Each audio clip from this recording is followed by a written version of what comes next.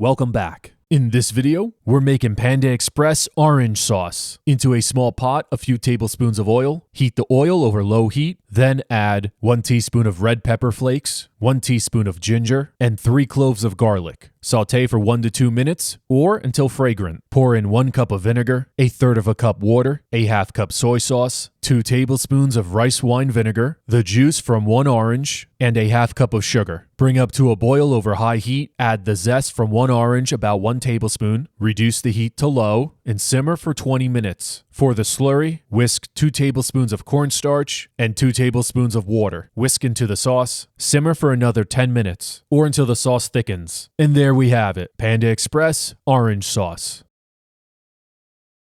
That's it for today, guys. Drop a like and a comment below, subscribe if you're new. I'll see you next time.